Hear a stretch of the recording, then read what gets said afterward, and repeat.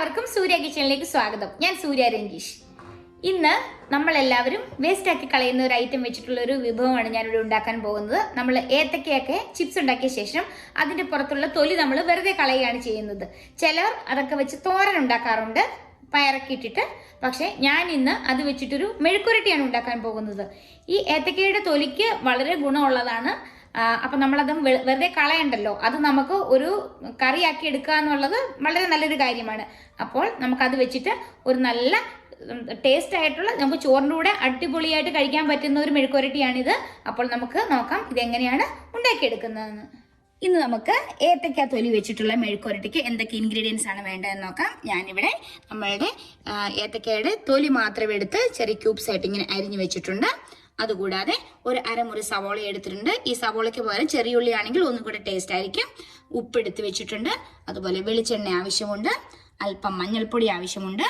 കടുക് വേണം. അതുപോലെ ഒരു 4-5 വെളുത്തുള്ളി ചെറുതായിട്ട് അരിഞ്ഞു വെച്ചിട്ടുണ്ട്. ഒരു 4 റെഡ് ചില്ലി, അതായത് നമ്മളുടെ ഉണങ്ങിയ വറ്റൽമുളക് എടുത്തു വെച്ചിട്ടുണ്ട്. കറിവേപ്പില. ഇത്രയുമാണ് ഇതിന് മെയിനായിട്ടുള്ള ഇൻഗ്രീഡിയൻസ്. അടുത്തതായിട്ട് ഞാനിവിടെ ഒരു മിക്സിയുടെ ജാർ എടുത്ത് വെച്ചിട്ടുണ്ട്. അതിലേക്ക് ഞാൻ എടുത്തു വെച്ചിരിക്കുന്ന വെളുത്തുള്ളി ഇട്ട് ഒഴിക്കുകയാണ്.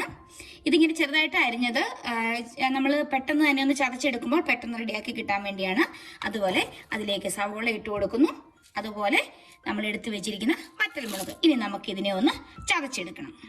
ഇപ്പോൾ ഞാൻ ആ മിക്സിനെ ചെറുതായിട്ടൊന്ന് ചതച്ചെടുത്തിട്ടുണ്ട്. ഈ ഒരു പരുവത്തിലാണ് ഇരിക്കേണ്ടത്. അടുത്തതായി ഞാനൊരു പാൻ അടുപ്പിലേക്ക് വെച്ചിട്ടുണ്ട്. അതിലേക്ക് ഒരു 1 ടേബിൾ സ്പൂൺ കോക്കനട്ട് ഓയിലും ഒഴിച്ചിട്ടുണ്ട്. ഇപ്പം അത് നന്നായിട്ട് ചൂടായിട്ടുണ്ട്. ആ സമയം ഞാൻ ഇതിലേക്ക് കുറച്ച് കടുക് ഇട്ട് കൊടുക്കുകയാണ്. ആ കടുക് പൊട്ടി വന്നിട്ടുണ്ട്. അപ്പം അതിലേക്ക് ഞാൻ ഒരു 2 വറ്റൽമുളക് ഇട്ട് കൊടുക്കുകയാണ്. കൂടാതെ കറിവേപ്പിലയും ഇട്ട് കൊടുക്കുകയാണ്.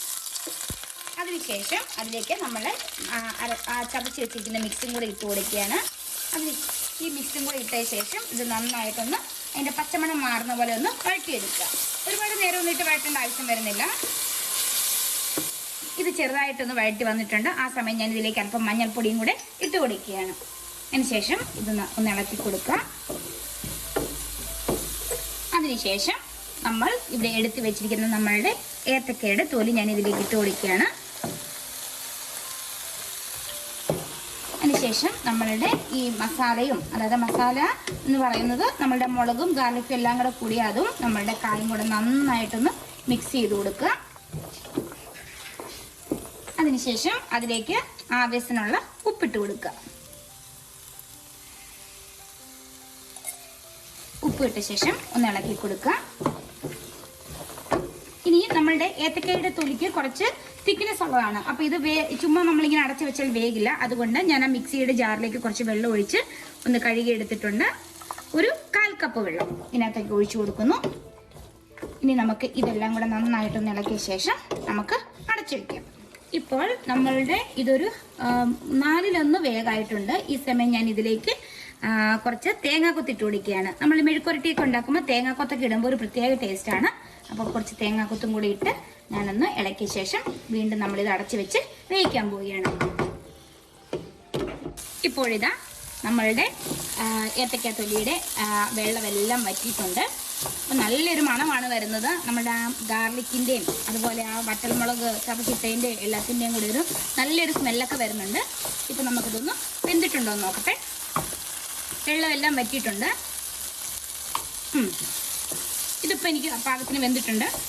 ഇനിയിപ്പം ചില ഏത്തക്കയൊക്കെ നല്ല അതിൻ്റെ തൊലിക്ക് കുറച്ച് കട്ടി കൂടുതലുണ്ടെങ്കിൽ ചിലപ്പോൾ കുറച്ച് താമസമായിരിക്കും വേഗം. അപ്പം നിങ്ങൾ ഒരു 1/4 കപ്പ് എന്നുള്ളതിന് പകരം ഒരു 1/2 കപ്പ് വെള്ളം ഒഴിച്ച് ലോ ഫ്ലെയിമിൽ വെച്ച് വേവിച്ചെടുക്കുകയാണ് ചെയ്യേണ്ടത്.